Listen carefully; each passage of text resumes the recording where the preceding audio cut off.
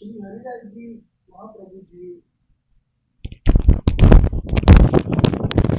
श्री हरिराय जी महाप्रभु जी 41 શિક્ષાપત્રો પ્રગટ કરેલ છે, જેમાં 36મા શિક્ષાપત્રમાં આજે આખો પત્ર છે 36મું, એમાં મોહ થી જે ચિંતા થાય છે, લૌકિક ચિંતા, એ આયુષ્યને હરનારું કહ્યું. હવે આગળ 10, 11 અને 12મો શ્લોક આવશે.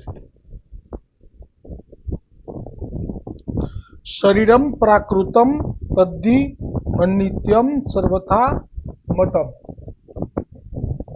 તત સંબંધો અપ્ય વિદ્યા તસ્સો અહમ મમાત્મકમ સંસારકૃત સર્વ સંબંધો અપી વૃષા મતઃ તત સંબંધકૃત દુઃખમ નહીં મંતવ્ય મુતમે પ્રતિબંધ નિવૃત્ત્યર્થ હરિ શરણમાં વ્રજેત. આમાં વૈષ્ણવ કે જીવ એવો ક્યાંય ઉલ્લેખ નથી આવ્યો, પણ આમાં આવશે, વિવેચનમાં શબ્દાર્થમાં આવશે. શબ્દાર્થ શરીર પ્રાકૃત છે, પણ સર્વથા અનિત્ય મનાય છે. તેનો સંબંધ પણ અવિદ્યાથી છે. તેથી અહમતા મમતાત્મક સંસાર છે. એવા અવિદ્યાથી થયેલા અહમતા મમતાત્મક સંસારનો સંબંધ પણ મિથ્યા છે. તેથી એવા સંબંધથી થતું દુઃખ પણ ઉત્તમ આચાર્ય બાળકોએ ગણકારવું નહીં, અને પ્રતિબંધની નિવૃત્તિ અર્થે હરિને શરણે જવું. આટલી ગંભીર અને આવી ભારે વાત એ તો સામર્થ્યવાન બાળકોને જ કહેવાય ને, વૈષ્ણવને આવું કહેવાય નહીં. વિવેચનમાં કહે છે કે હરિના ચરણાર વિંદમાં મન ક્યારે લાગે? જ્યારે જીવ પોતાના શરીરને પ્રાકૃત જાણે અને તેથી તેવા દેહના પોષણમાં મન લગાડે નહીં, અને ચિત્તપૂર્વક તનુજા તથા વિત્તજા સેવા કરે, ત્યારે શરીરને પ્રાકૃત પ્રકૃતિનું બનેલું જાણવું. એટલે દેહને નાશવંત ક્ષણભંગુર માની અને પછી પ્રભુમાં જલ્દી ચિત્ત ચોંટે, એવું કહે છે. જીવને નિત્ય પ્રભુનો દાસ જાણવો. આમાં જીવને ક્યાંય લખ્યું નથી, એટલે આચાર્ય બાળકોએ પોતાને પ્રભુનો નિત્ય દાસ જાણવો. દેહનો એક દિવસ નાશ થશે એમ સમજવું. જીવ અને બાળકો અને આ દેહનો સંબંધ કોઈ પણ કાળમાં નિત્ય નથી. અનાદિકાળથી કોટાયા કોટી લક્ષ 84માં ભ્રમણ કરતા રહ્યા છીએ. તેમાંના કોઈ પણ શરીર સાથે સંબંધ નથી. તેનું કારણ એ છે કે દેહ પ્રાકૃત પંચ તત્વથી થયો છે, અને જીવ તો સદા એક રસ અખંડ છે. એને અગ્નિદાહ કરી શકાતો નથી, શસ્ત્રો ભેદી શકાતા નથી, એવો એ નિત્ય છે, અને તેને પણ અવિદ્યાનો સંબંધ છે. આટલી ભારે વાતો છે. આ વાતો અમારા વૈષ્ણવોને કર્ણમાં નાખવી પણ યોગ્ય નથી. અને આ વૈષ્ણવો માટે જ હું વાંચી રહ્યો છું, એટલે આપને કોઈને પણ અંદરથી એવો ભાવ થાય તો જરૂરથી આપ જે પોસ્ટ મૂકીશ એમાં વાંચી લેજો, જે ઈચ્છુક હોય.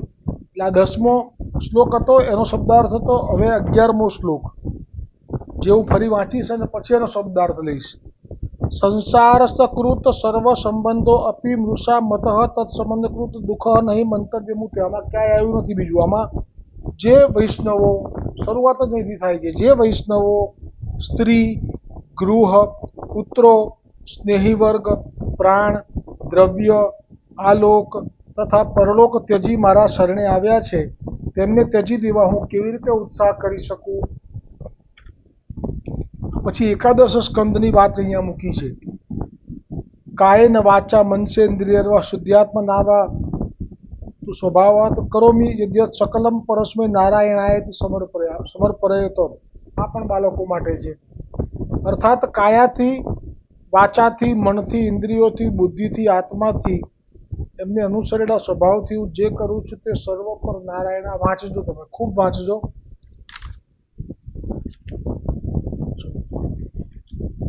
મને તો શિક્ષાપત્ર વિરામ થાય એ માટે બહુ જ અંદરથી તાપ છે.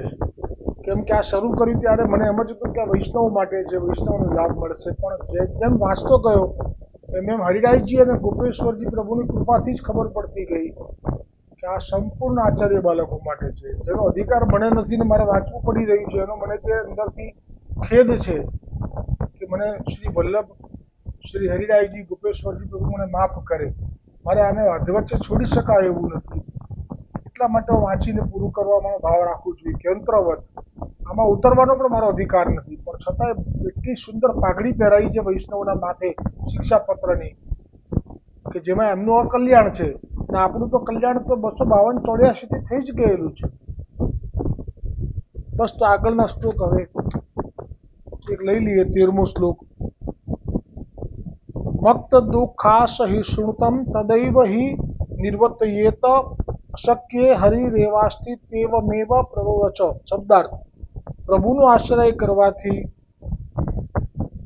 તે ભક્તોના દુઃખને સહન ન કરી શકે તેવા પ્રભુ તે જ સમય પ્રતિબંધ નિશ્ચય નિવૃત્ત કરે, કારણ કે અશક્યમાં ત્યાં હરિ પણ આપણા રક્ષક છે, એમ શ્રી મહાપ્રભુજીનું વચનામૃત છે.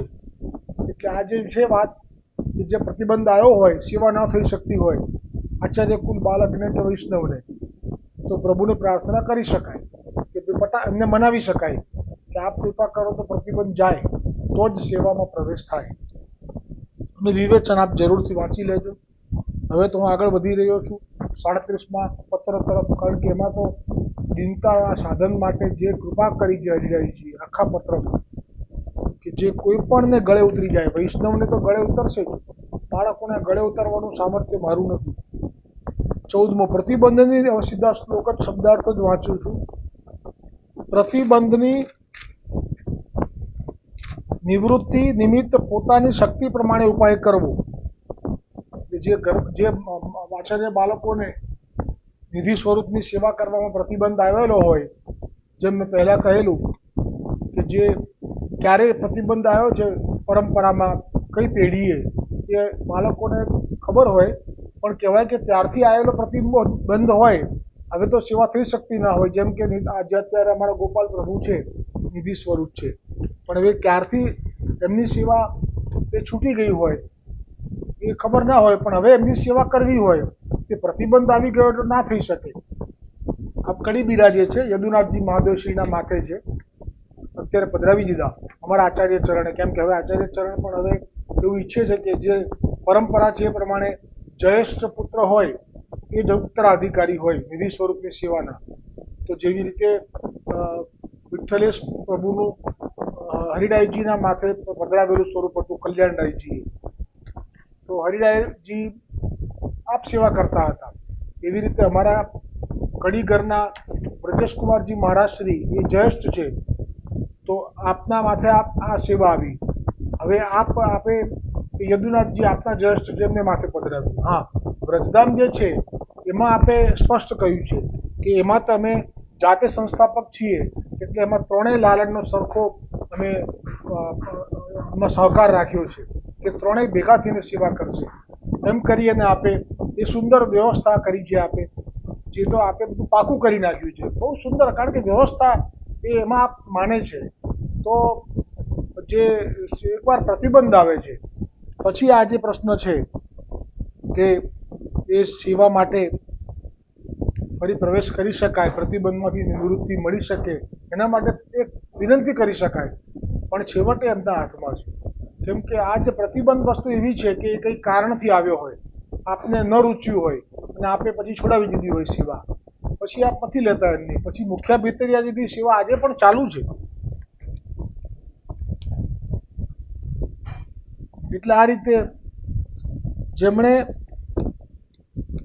અને પછી કહ્યું કે ભલે સેવા છૂટી જાય, તમે એવી ચિંતા ના કરતા બાળકો, જેમને શ્રી સર્વથા હરિરક્ષક છે. હા, જે પહેલા તો આ આવશે. આ પ્રકારે પ્રતિબંધની નિવૃત્તિ પૂર્વક હરિશરણમાં રહેવું, પ્રતિબંધના ત્યાગમાં મન રાખવું, કે જો આપણી ઉપર પ્રભુએ પ્રતિબંધ કર્યો છે તો એનો તાપ રાખવો, એમ કહે છે.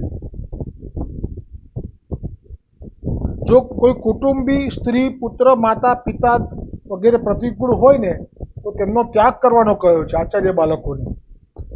અને જો અનુકૂળ ન હોય તો એકલો સેવા કરે અને એમને મહાપ્રસાદ અને પ્રસાદી વસ્ત્ર આપીને તેમનું પોષણ કરે, એમને કાઢી નહીં મૂકવાના. જો તેઓ કેવલ પ્રતિબંધરૂપ હોય, ભગવદ ધર્મમાં દ્વેષ રાખે તો પછી તેમનો ત્યાગ કરી દેવાનો. વલ્લભ માટે, વિઠ્ઠલ માટે, મહાપ્રભુજીના સિદ્ધાંતોથી અવળા ચાલે તો પછી એમનો ત્યાગ કરી દેવાનો. કારણ કે ભગવાન તો આત્મ સંબંધી જન્મ જન્મના પ્રભુ છે અને સ્ત્રી પુત્રાદિ તો દેહના સંબંધી છે. જ્યાં સુધી આ દેહ ચાલે ત્યાં સુધી તેમનો સંબંધ તો છે જ. જ્યાં દેહનું મૃત્યુ થયું ત્યાં સ્ત્રી પુત્રાદિનો સંબંધ નિવૃત્ત થયો. તેથી દેહ સંબંધી સગા સ્નેહીને અર્થે આત્મા સંબંધી પ્રભુનો સંબંધ ન ત્યજાય. એટલે આ જે પ્રતિબંધો આવતા હોય છે એની પાછળ આ જ કારણ હોય છે કે પ્રભુનો આત્માનો સંબંધ છે એને છોડીને પેલા સગાવાલાઓની પાછળ ભાગે છે અને પ્રભુને ચૂકી જાય છે, એટલે પ્રભુ પ્રતિબંધ લાવે છે. પછી 15મા શ્લોકમાં કહે છે, સર્વથા આપણી અશક્તિમાં જ હરિરક્ષક છે. સ્વકીય પોતાના આચાર્ય બાળકોની ચિંતા ભગવાન કરે છે અને કરશે.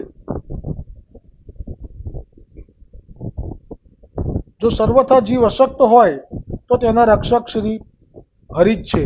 પોતાના નિજ ભક્તોની ચિંતા પ્રથમથી કરતા આવ્યા છે અને કરે છે અને અગ્રે પણ કરશે. પણ અશક્ત એટલે દીનતા, મારાથી કંઈ થઈ શકતું નથી, ના થઈ શકતું હોય તો જ, થઈ શકતું હોય ના કરતા હોઈએ તો પછી સમજી લેવાનું કે આપણે જ આપણા પગ ઉપર પ્રહાર કર્યો છે. સ્વયં કિમર્થ કર્તવ્ય પિતરવિષી. જો પિતા સમાન શ્રી ઠાકોર જે આપણા શિર ઉપર બિરાજે છે તો આપણે શું કરવા ચિંતા કરવી જોઈએ? ખરેખર તો આનંદ જ કરવાનો હોય.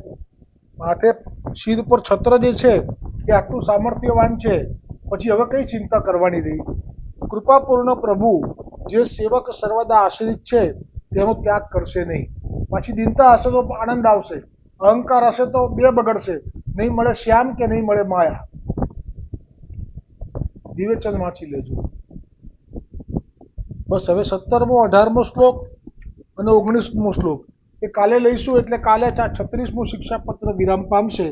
પછી 37મા શિક્ષાપત્ર માટે તો હું પોતે પણ ઉત્સુક છું, એ પરમ દિવસથી આવશે. બોલો હરિરાયજી મહાપ્રભુજી की जय हो, गोपेश्वर जी प्रभु जी की जय हो, समस्त वल्लभ कुल परिवार की जय हो।